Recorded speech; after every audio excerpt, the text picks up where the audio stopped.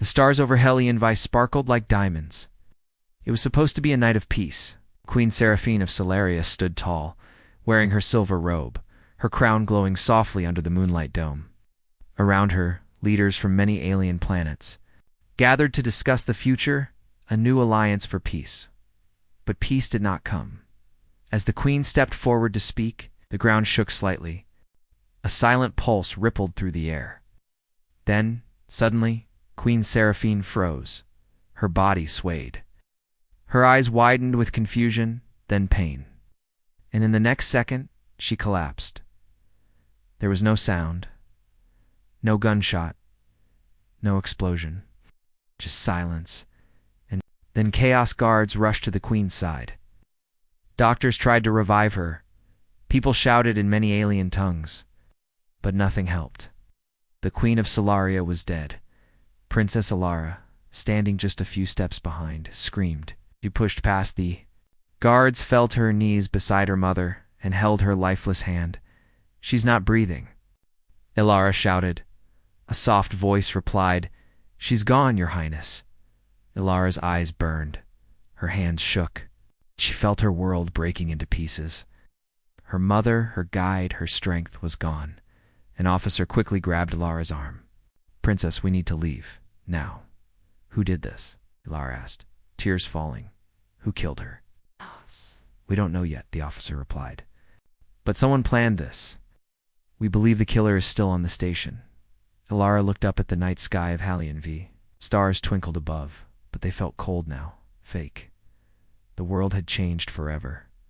Ilara was rushed into a secure shuttle. As the engines roared to life, she looked out the window. The summit had fallen into panic. Alien ships were leaving fast. Some leaders were shouting accusations. Some blamed each other. Others blamed Sola, she whispered. This wasn't just a killing. This was a message. The shuttle took her back to Solaria. The capital, Solara Prime, greeted her not with cheers but with silence. The news had already spread. Flags flew. At half-mast, people cried in the streets. Holograms of the Queen's image lit up the skies, but Ilara couldn't stop thinking about the moment her mother fell. There was no sound, no warning. Just death. In the royal palace, Ilara sat alone. In her chambers, the walls, once warm with light, now felt cold and empty. She looked at her mother's picture on the wall. "Strong, wise, kind, I promise," she whispered. "I will find the one who did this, and I will make them answer." She walked to her mother's private study, a place only she and the Queen had access to. The room still smelled like jasmine tea and old paper. She searched through drawers, data screens, and notes. Nothing strange, nothing unusual, until she found a small black cube on the floor, almost hidden under the desk. The cube blinked once, then twice. Ilara tapped it. A hologram popped up. Strange code danced across the air. Not in Solarian language. It was old, alien, lost. The cube also showed a short audio message, but the voice was twisted like it had been changed to hide its true sound. "All debts will be paid. The Queen has fallen. Phase 1 complete." That was it. Ilara felt a chill down her spine. This was not a simple killing. This was part of a plan, something bigger. She quickly hid the cube in her jacket and walked out of the study. She needed help. Someone who could break the code and find the voice behind the message. The next day, the Royal Council met. Uncle, Lord Cassian, spoke first. "The Queen is gone," he said. "In this dark hour, we must remain strong. I will serve as acting regent until Princess Alara is ready." Alara stared at him. His voice was calm, his eyes steady.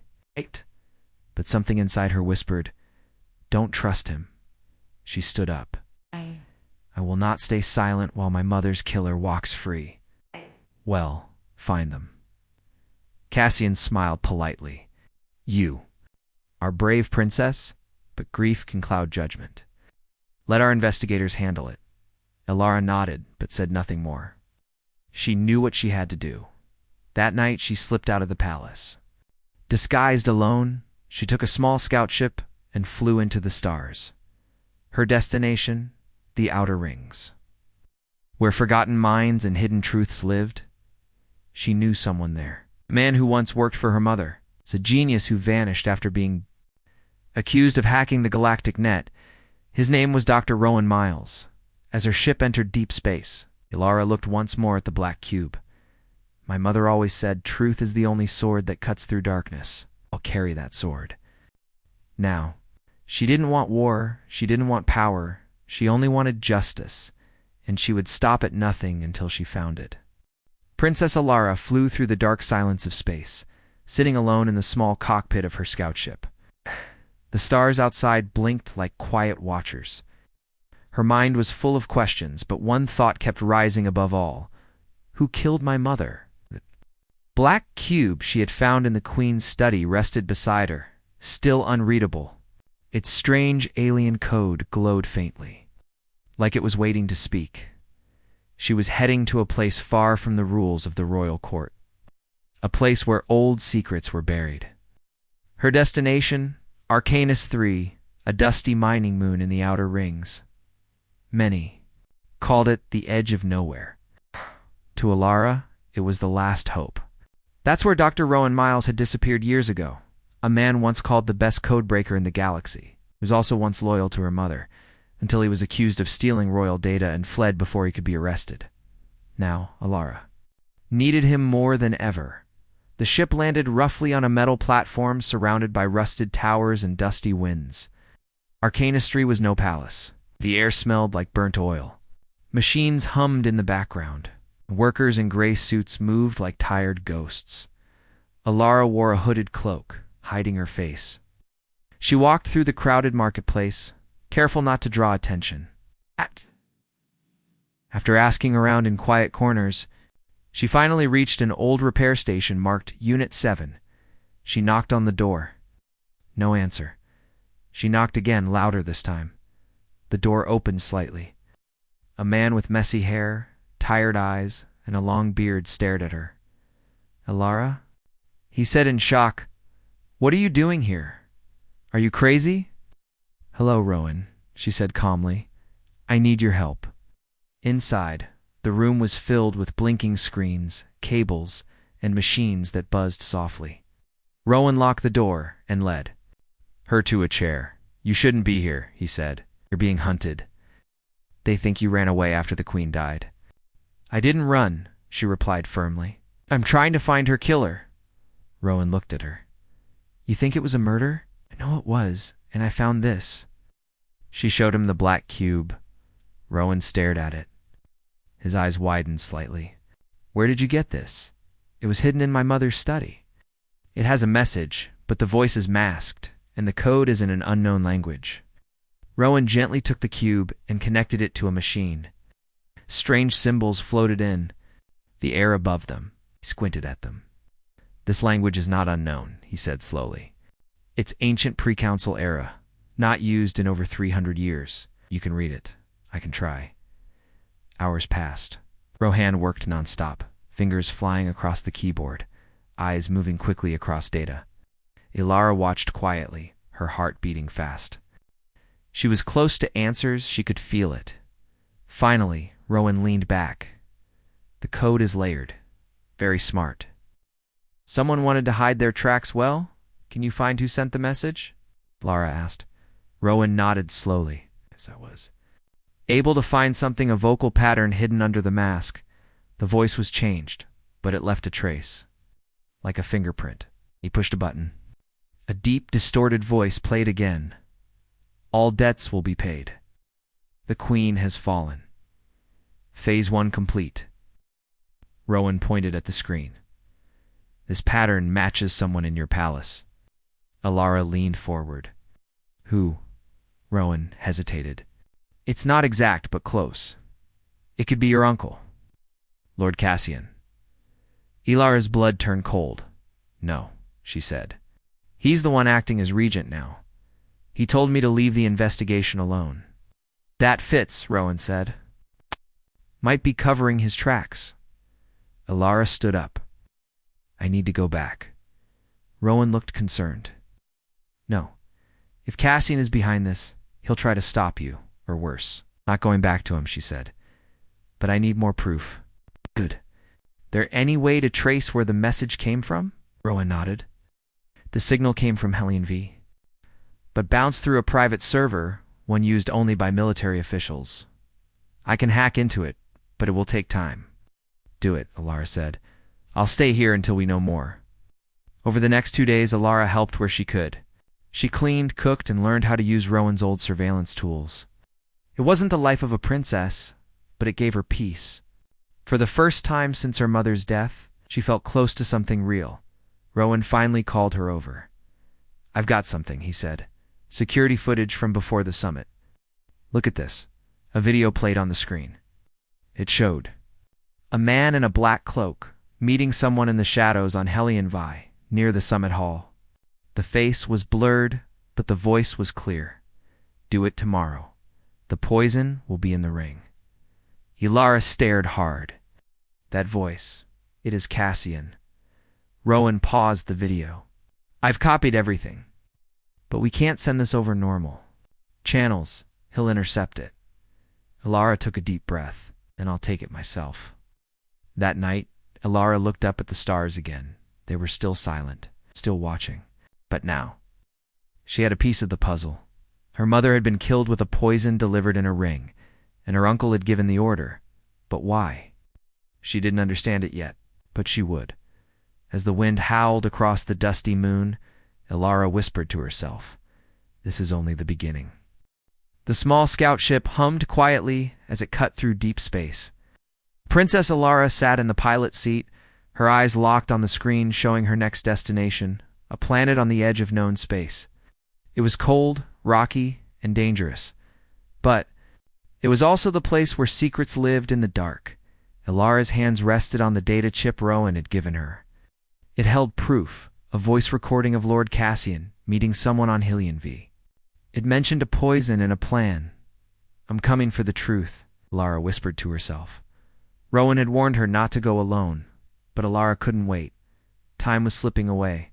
Cassian was growing more powerful each day as acting regent. She needed to find the full plan and who helped him carry it out. Her ship landed on Karnath, a rough world known for being lawless. It was a place full of bounty hunters, smugglers, and ex-soldiers. Alara walked through the dusty streets, dressed in plain clothes, her face hidden behind a worn scarf. She was looking for someone, a warbot named Unit 9K. He had once worked as a palace guard, then disappeared after the queen's death.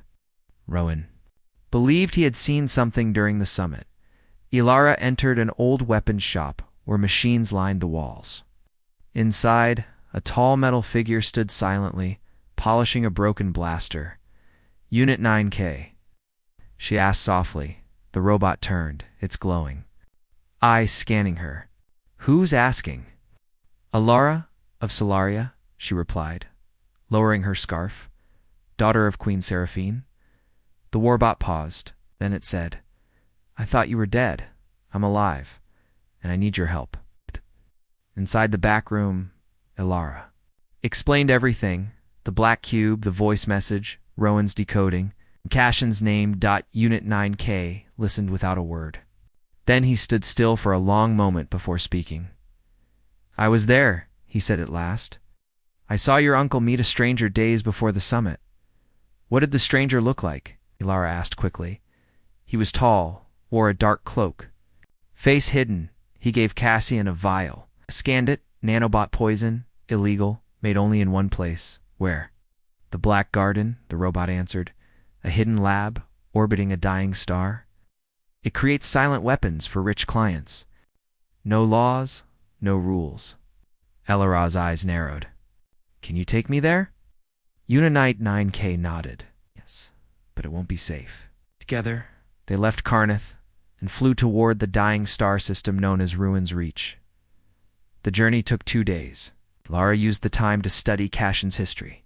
His speeches, his decisions, even his old messages. The more she read, the more she saw it. Jealousy, ambition, and anger hiding behind his calm voice. He had always wanted more power. Her mother had denied him many times. She trusted him, Alara whispered. And he betrayed her. Unit 9K interrupted her thoughts. We are approaching the Black Garden. The station came into view. A black metal ring, floating above a red fading star. No welcome signals, no warnings, just silence. Let's dock, Alara said. Inside the station, the air was cold and the walls were covered in wires. Strange machines buzzed in corners. No guards, no cameras, but there were eyes watching. Alara and Unit 9K walked carefully through the halls. They reached a large lab room. Containers filled with vials lined the shelves. Screens showed formulas. In chemical design, suddenly a voice echoed around them. You don't belong here. A woman stepped out from the shadows, tall, thin, wearing a silver visor. Her name was Dr. Neela Vex, one of the galaxy's most secretive scientists. Know who you are, she said to Alara. You're the lost princess. Very brave or very foolish? Alara stood tall. Did you give poison to Lord Cassian? Dr. Vex smiled slightly. Give many things. Too many people. What makes you think I remember your uncle? This, Alara said, showing her the chip with the voice message. We traced it here. The doctor looked at it, then laughed softly. Cassian was a scared man. He paid a high price for a fast death. Alara stepped forward. I want the full list. Names, dates, orders. 8 orders. Why should I help you? Because if you don't, I'll make sure this place is destroyed. I may be alone, but I still wear the crown. Dr. Vex looked at her, then nodded slowly. Very well. I have no loyalty to him. He's just another client. She gave Alara a data chip with full records. Cassian's secret orders. His payments and messages planning the Queen's death. He had also ordered 2 more actions. 1, to silence Alara, and 1 to control the military. Alara's hands shook as she held the data. This is everything, she whispered. But before they could leave, alarms rang through the station. Unmarked ship approaching, Unit 9K said. They followed us. Dr. Vex looked up. You brought trouble. From the windows, Alara saw it. A royal cruiser, flying Solarian colors. It opened fire on the station. We have to run, she shouted. They rushed back to their ship.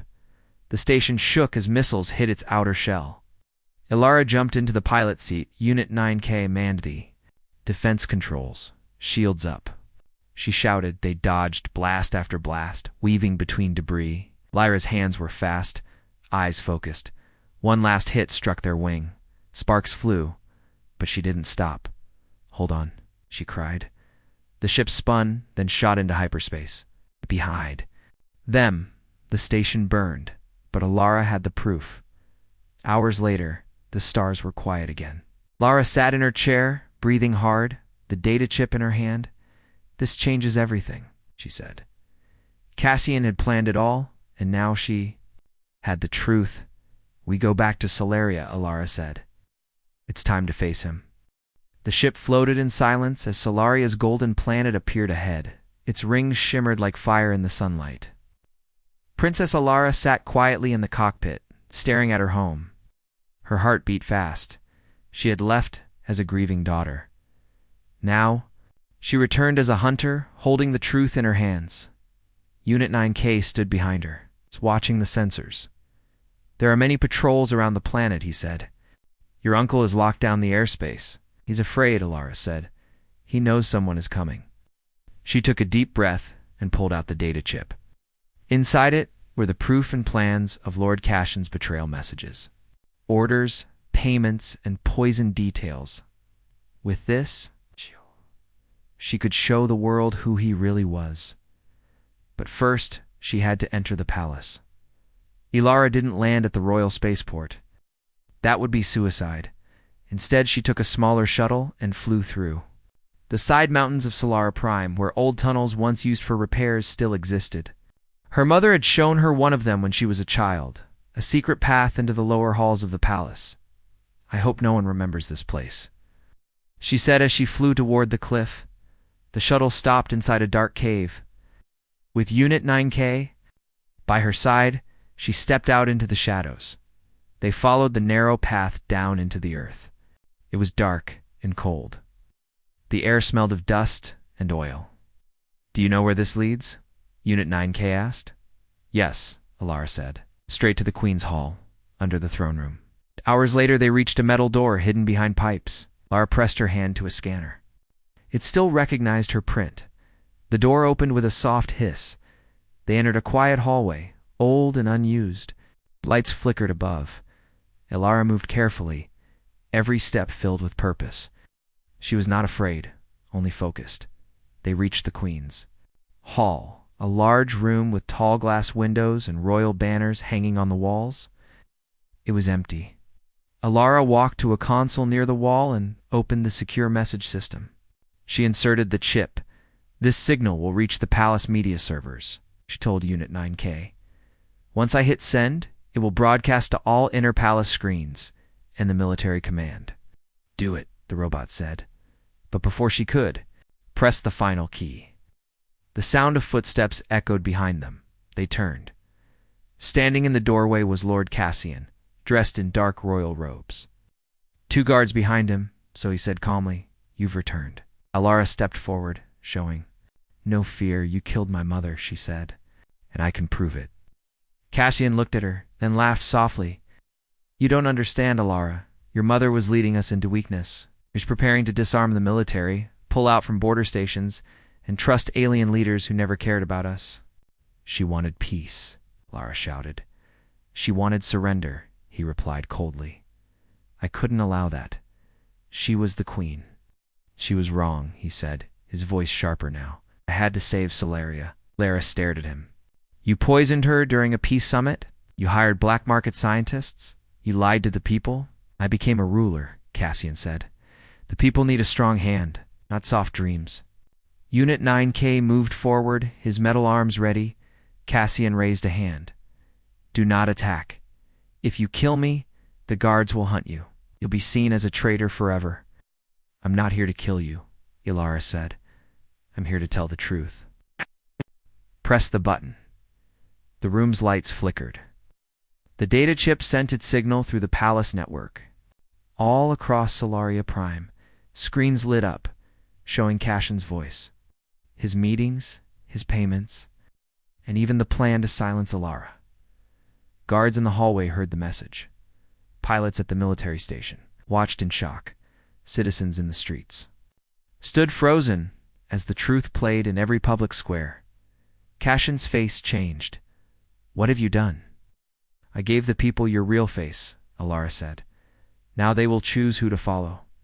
Cassian stepped forward, rage in his eyes. "You foolish girl. You think words will stop me?" But before he could move, the guards behind him raised their weapons and pointed them at him. "You are under arrest," one said. "By order of the Solarian Council." Cassian's eyes widened. "You serve me." "No," the guard replied. "We serve the crown, and the crown is hers." He looked at Alara and bowed. Sasson was taken away without a fight. He didn't speak. He didn't beg.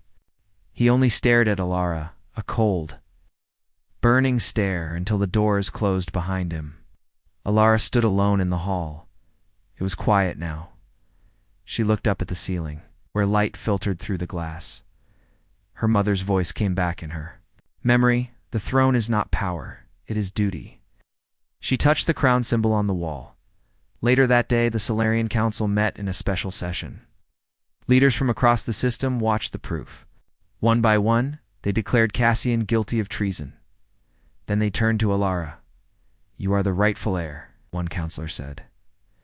"Will you take the crown?" Alara stood tall. "I will," she said. "Not for power, but to finish what my mother began." The room echoed with applause.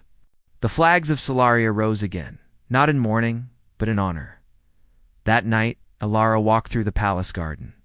The stars above were peaceful. Flowers her mother had planted still bloomed gently in the moonlight. Unit 9K stood beside her. "What now, Your Highness?" "We rebuild," she said. "We heal. And the people, they need hope. I'll give them that." She looked up at the stars. "For my mother, for Solaria, for truth." Solaria was changing. Screens across the cities no longer showed Lord Cashin's face. Oh, they showed Queen Alara, standing strong, calm, and full of purpose. She didn't wear heavy royal robes. She wore a simple white suit and spoke with a voice full of truth. "I do not rule to control," she said in a broadcast. "I serve to protect. I do not carry fear. I carry hope."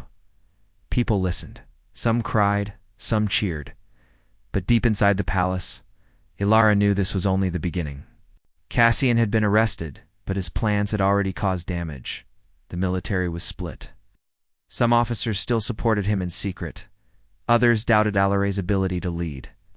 Even some alien allies were unsure if they could trust Solaria again. One evening, Alara sat alone in the queen's private study, the same room where she had found the black cube. A soft fire glowed in the wall heater. Outside, rain tapped gently on the glass. She held a small object in her hands, her mother's locket.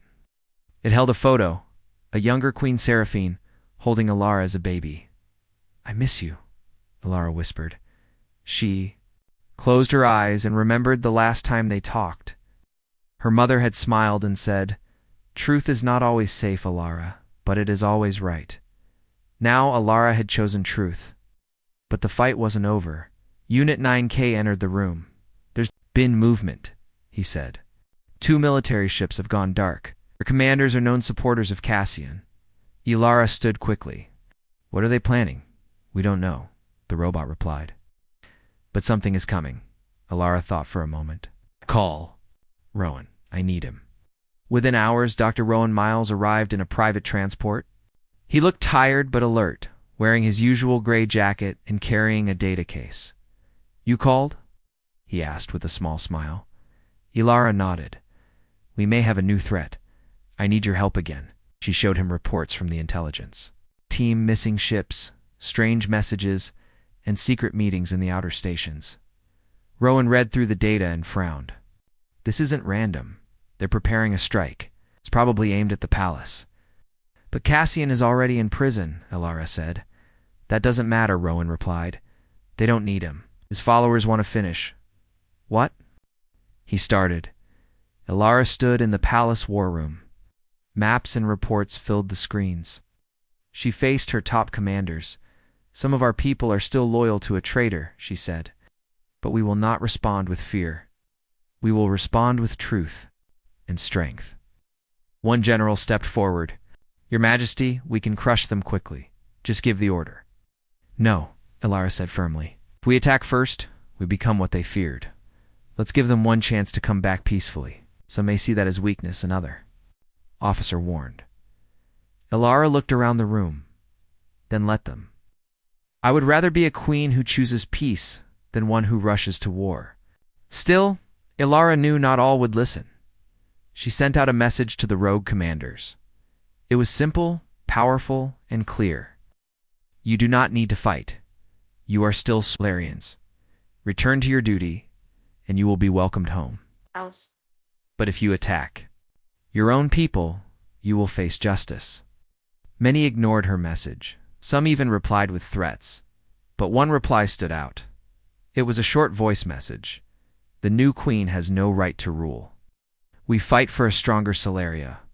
The voice belonged to General Draven, once a friend of her father, now the leader of the rebel fleet. That night, Ilara could not sleep.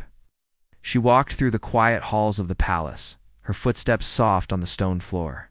She stopped near the royal garden and looked up at the stars. The same stars her mother used to watch, same stars that now watched her. Unit 9K stood beside her. "You should rest, Your Majesty." "Can't," she said. "Too much is at risk." The robot paused. "Do you think your mother would be proud?" Ilara smiled sadly. "I hope so." Then she turned to him. "Prepare the defense systems. If they come, we'll be ready." And they did come. 3 days later, a fleet of warships entered Solaria's outer orbit. They didn't answer messages. They didn't send warnings. They only powered up their weapons. Ilara stood in the command center. Her officers looked to her. "What now, Your Majesty?" She took a deep breath. "We do not fire first." On screen, The enemy ships moved closer. Still no response, said a technician. They're locking targets. Shields up, Alara ordered. All units on standby. Suddenly, a fourth ship appeared, flying in fast from deep space. It was old, covered in dust and battle scars. Rowan stared at it. That's one of the old Alliance ships. The signal came through. It was an alien voice, one of Solaria's allies, the Varelian Chancellor. Solaria stood for peace. We stand with her now. Dozens of other ships followed. Old friends, forgotten allies. They had seen Alara's message. They believed in her. Surrounded General Draven's fleet paused, then slowly. The enemy ships powered down. They surrendered. No war, no blood. Just silence and a choice. Alara had won, not with fire, but with truth and memory. Later, Alara stood before the people of Solaria.